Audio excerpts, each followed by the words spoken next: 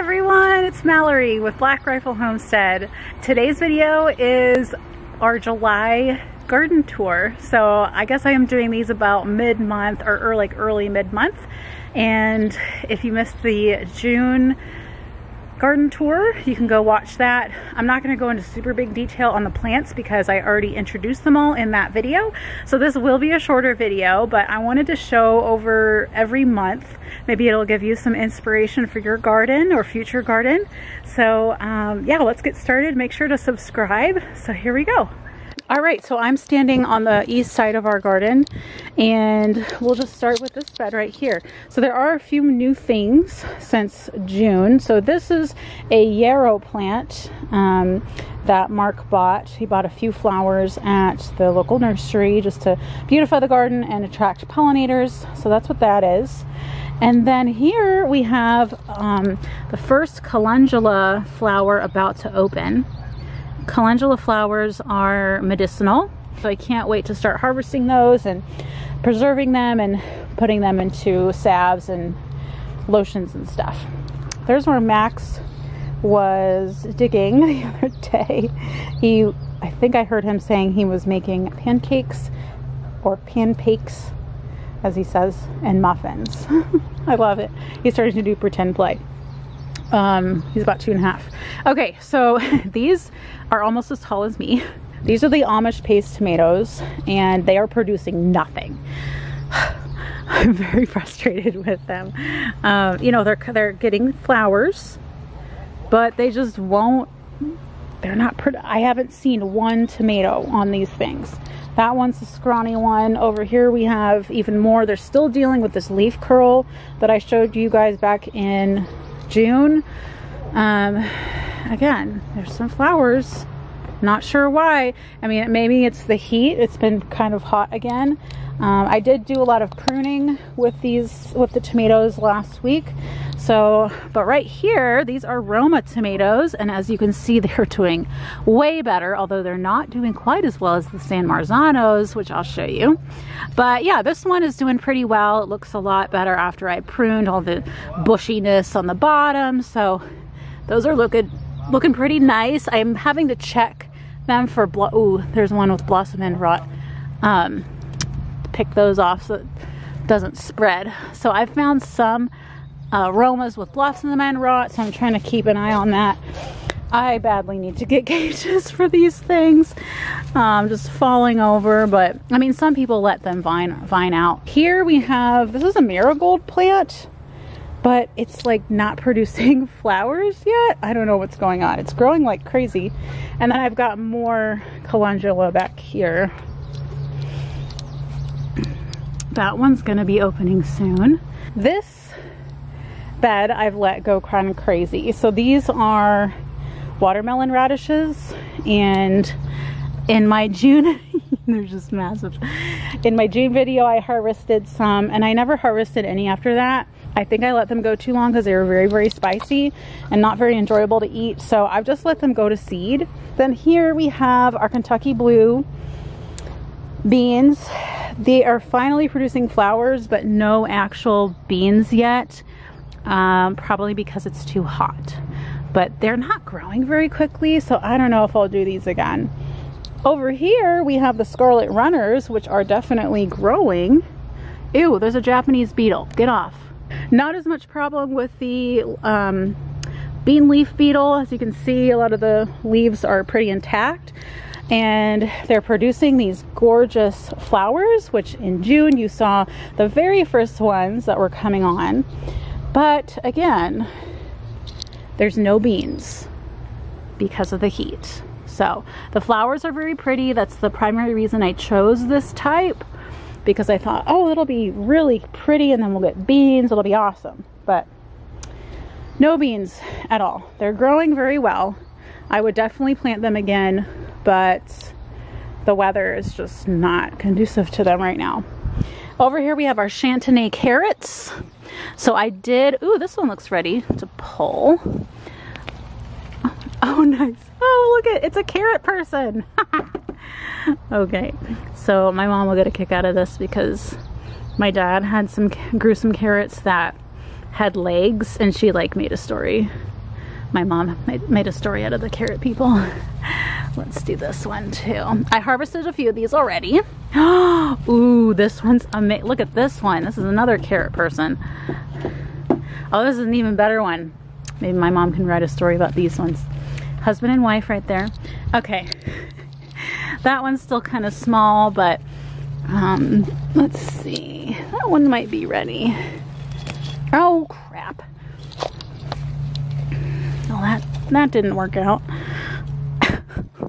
Oh, I just pulled up a baby one. Well, there's the baby for the carrot people. Okay, there's the one that I pulled the greens off.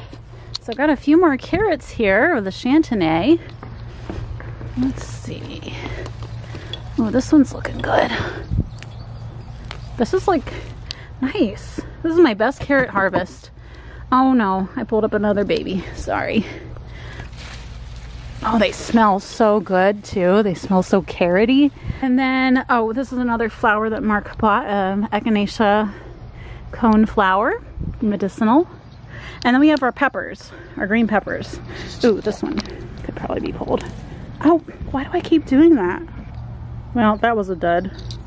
So this one, ooh, look at how nicely this one is producing.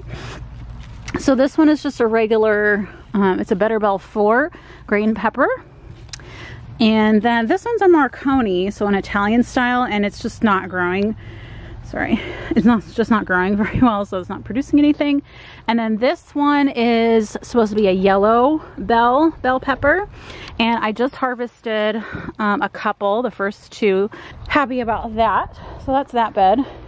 And then over here we have our sweet potato bed. You can see the holes in those Japanese beetle stinkers. Get out. I really need to, there's not as many on here as there were the other, oh wait, they're over there. Stupid things. So they like eating the leaves, but hopefully that's not, oh yeah, there's a bunch. Gross. Hopefully they're not affecting the actual root.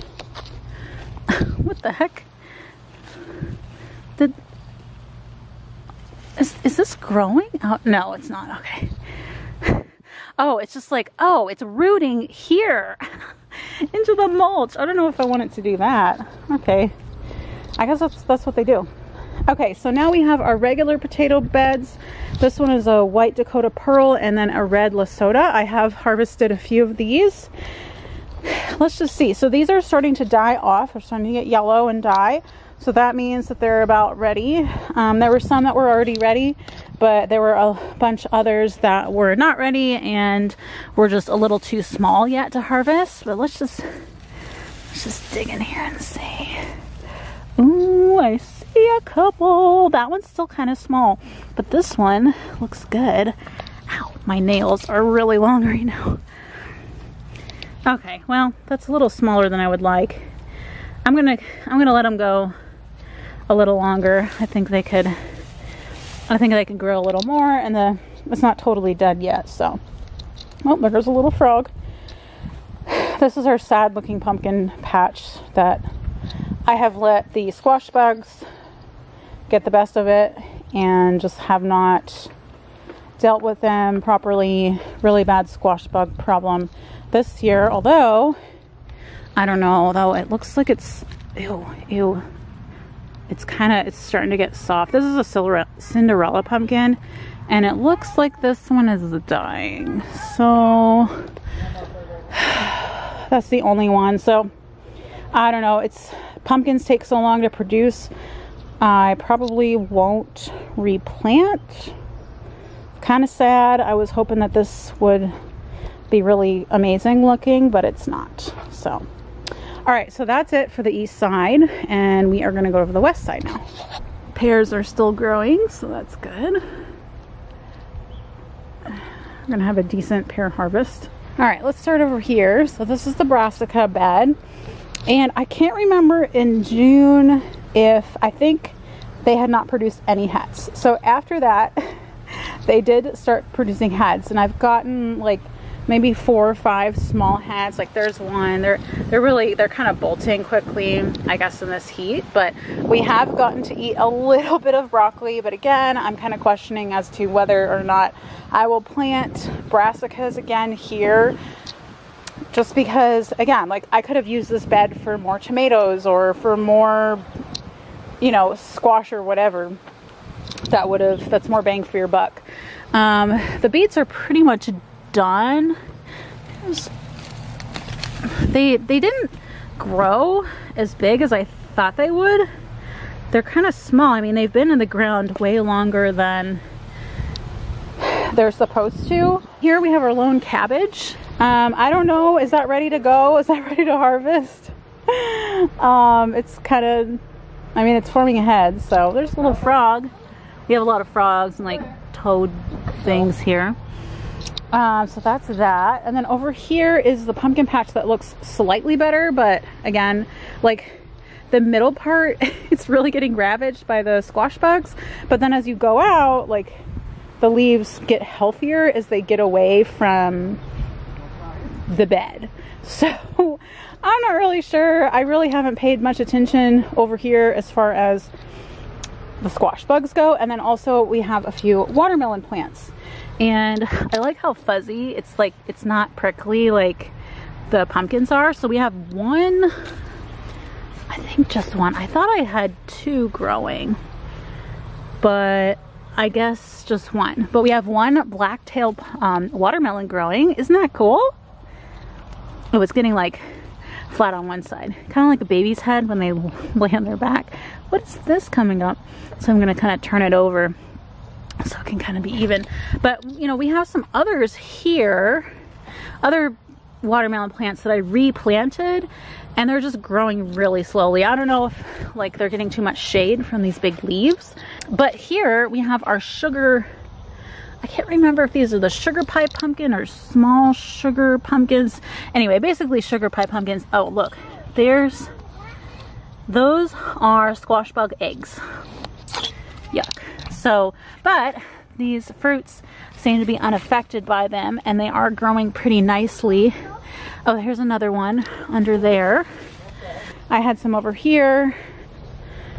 Let's see, I thought I had one over here, like a really small one. See, okay, this is what happens, I guess, when they get ravaged by the squash bugs. So they get yellow and just soft, and that one's, it's kind of happening to that one too.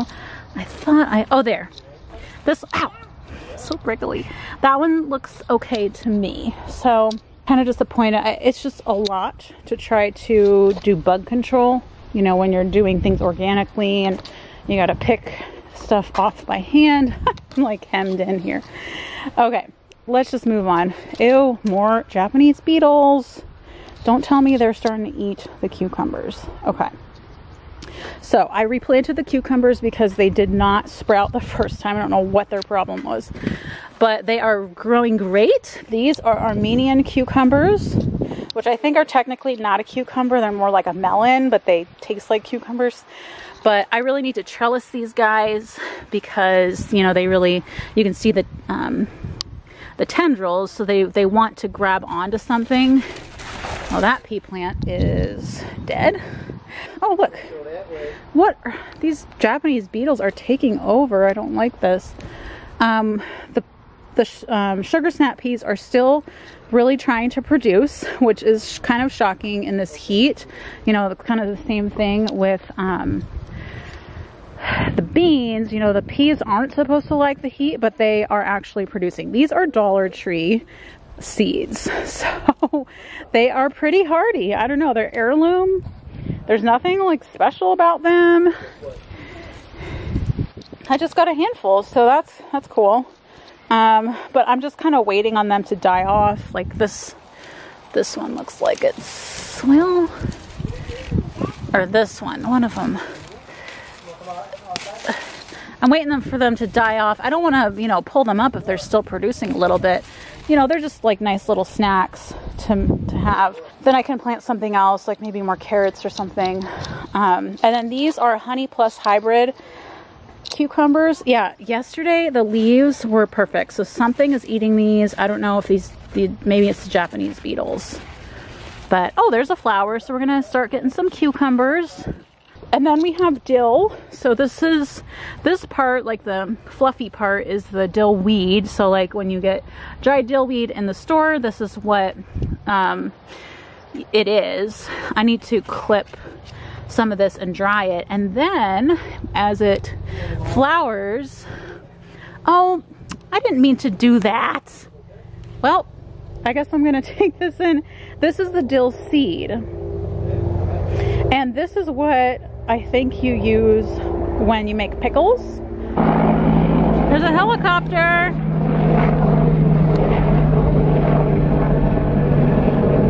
You know you live near a military base. But yeah, this dill smells really good. I wish I had cucumbers ready because I could can this. I could make pickles with these. I could just buy some from the farm, but I guess I'll go dry this out. But yeah, so you have the dill seed and the dill weed. Also, anyone else love these little tendrils? The curls, so cute. I love it. Let's go here. So this is the winter squash and carrot bed. And these are actually doing pretty decently. These are spaghetti squash. So we got 1, 2, 3, 4, 5, 6. So we have 6 that are growing. And they are, again, getting ravaged by the squash bugs, but they're actually growing fruit. So we have butternut squash over here, just 2 that I've found so far. And the little one right there, so that's kind of fun. And then in between we have chantenay carrots, which I did pick some the other day. Oh, these are looking good.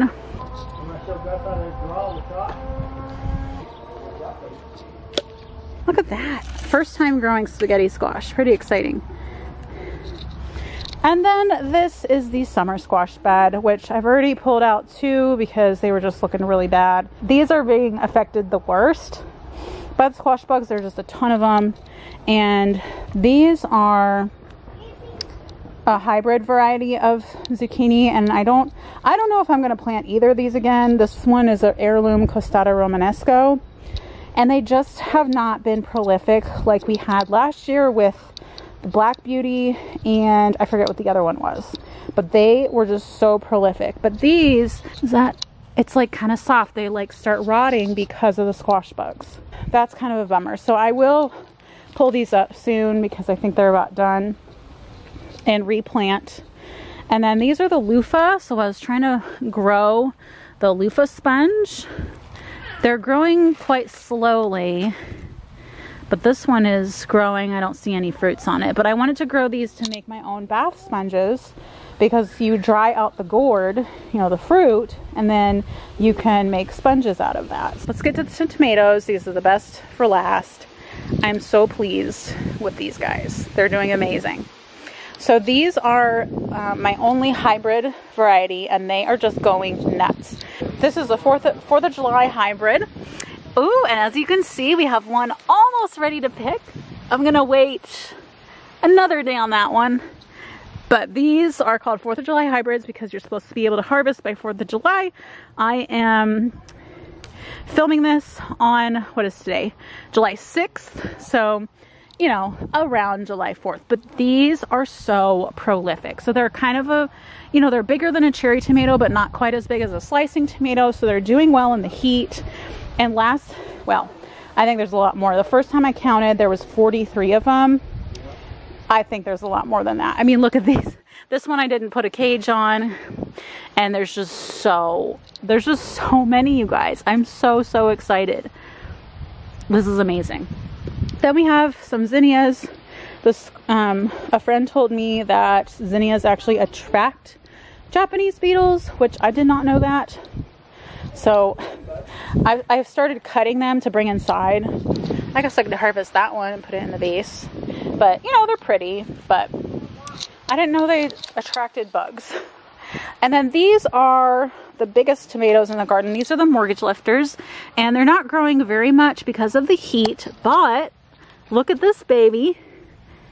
Oh yeah, it's awesome. So they're supposed to be really big, you know, mortgage lifters. There's, I guess, I forget what the story was. So there's another one there. So just a few, but maybe as the weather cools down near the end of the season, maybe I'll get some, because I mean, they are producing flowers, so we'll see. And then over here we have, oh, here I planted some yellow squash, yellow summer squash here. So the squash bugs have not found these yet, so maybe, I don't know if they don't like tomatoes or something, but we'll see. And then we have some basil plants in between the tomatoes as companion plants. That is a Genovese basil. And then we have a couple of Thai basil plants. The tomatoes are just taking over, so poor things. Then over here we have 2 Gardener's Delight tomatoes, which are kind of like a larger cherry tomato. There. It's not being too prolific. There's one back there. I don't know if there's anything back there. Also, I found one of those green caterpillars that like tomatoes, the hornworm or whatever. Drowned that guy because no, will not be eating my tomatoes. Now these, let me go around.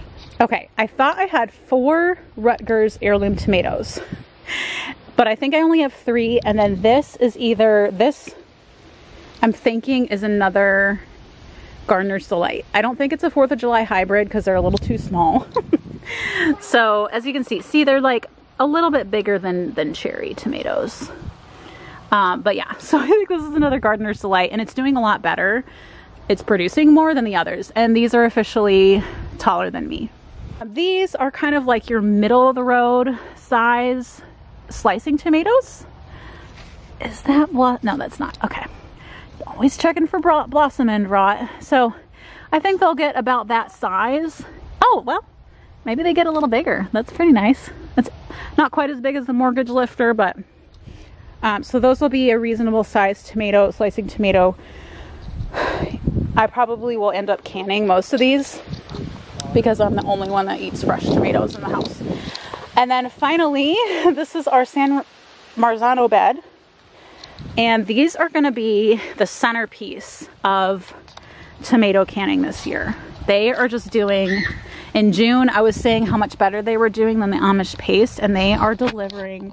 The last time I counted, there were 110 fruits, and I know there's more because like that one's new since I counted. Like there's like new ones coming on all the time. So there's well over 100, maybe close to 120 or 130. I mean, it's just really, really exciting and gratifying to see all of this. And I haven't seen any pests, you know, ravaging these. I've found a few with blossom end rot, which I've picked off right away. But yeah, I mean, look at that. Just so many down there. I mean, they're just all over the place. I haven't seen any hornworms on here. So this was my #1 goal, was to have enough tomatoes to can. And due to being pregnant and like morning sickness during the height of planting season, I was just praying like, okay, you know, God needs to fill in the gaps where I can't, because I just don't feel well enough to put as much work as I want into these things. And we've been getting rain. We're about to get another storm here, and it's such a huge blessing. So I'm really, really grateful for that. Oh, and then this is another flower that Mark bought, bee balm. I guess the flowers are dying off now, but there's some more tomatoes down there. I mean, it's just so exciting, and I love the shape of them because they're paste tomatoes, so they are a different shape than your slicers. They just look unique. And then there's some more basil, but again, they're getting buried by the tomatoes. So just really, really exciting. So that's it. Oh, over here. Oh, this one is actually producing a flower. So these are nasturtium. These are the butterscotch ones, so like a buttery yellow. That's so pretty. They didn't seem to be doing well in the heat, but that one's actually producing a flower. And then I have some more calendula. But apparently nasturtiums, another friend was telling me, All right, battery died on the camera, so finishing up on my phone. But a friend was telling me that nasturtiums can repel squash bugs. So maybe when I replant the squash, I will also plant nasturtiums. And I'll do a little more research on other companion plants that can ward off bugs, because this is just sad. Because last year was so good for zucchinis. They did get planted later in the season though, like later in July, late July. So that could have been why. Like the squash bugs just were not as active at that time. So we'll see. We'll see how they do when I plant. Maybe in the next week or so, I'll replant them. That's it. That's it for this July tour. I mean, the tomatoes, they're the best. Been the best crop for sure so far. Okay, everyone. Well, that is it for the July garden tour. So a little bit shorter than the June one. Although, you know me, I can't help but chatter a lot. Anyhow, I hope this was fun and interesting and inspirational for you. I can't talk. If you have not put in a summer garden, it's not too late. Like I was saying, I'm going to replant the zucchini. I'm going to replant some more beets and carrots. There's a lot of things that you can do still. And then you can also do a fall garden. So it's not just a summer thing. You can do a fall garden. There's cool weather crops. I mean, I think you could probably even plant cucumbers at this point, because I planted these late and they grow pretty quickly. So don't think that you're too late to the game if you're just seeing this and you haven't planted anything. You can plant herbs. I mean, there's a lot of things you can plant. So leave your comments down below on what's doing best for you. So like I said, tomatoes are definitely best for me this year, but I want to hear from other people what things are best and also the worst for you. It would be really interesting to see if they're kind of similar throughout the country or region. And remember to subscribe, and I'll be back with a new video soon. And in the meantime, take care, and I'll see you then. Bye.